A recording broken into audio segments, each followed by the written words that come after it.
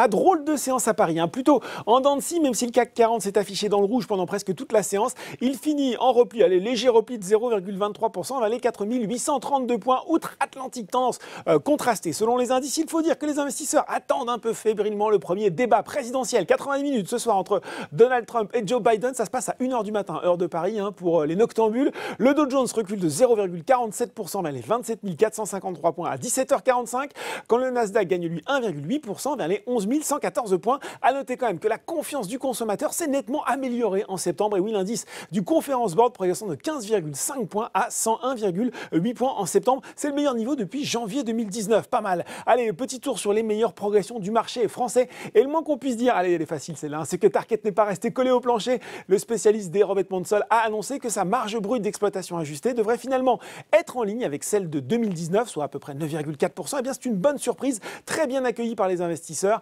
Après avoir d'ailleurs relevé son opinion de neutre à achat et sa cible, son objectif de cours de 11 à 14 euros lundi, Odo BHF, eh bien, une nouvelle fois, rehaussé son objectif de cours à 15 euros cette fois-ci. Derrière, on retrouve Nexans et Sartorius Stedim qui reprend sa hausse après avoir été porté par des recommandations d'analyse favorables en fin de semaine dernière. Le titre gagne d'ailleurs plus de 100% depuis le début de l'année.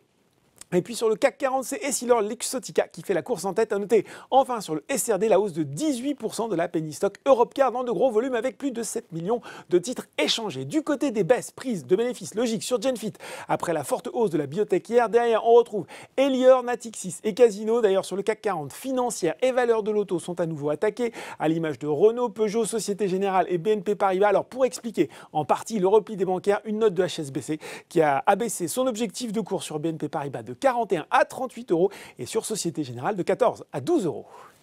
Voilà, c'est tout pour ce soir. En attendant, n'oubliez pas tout le reste de l'actu éco et finance est sur Boursorama.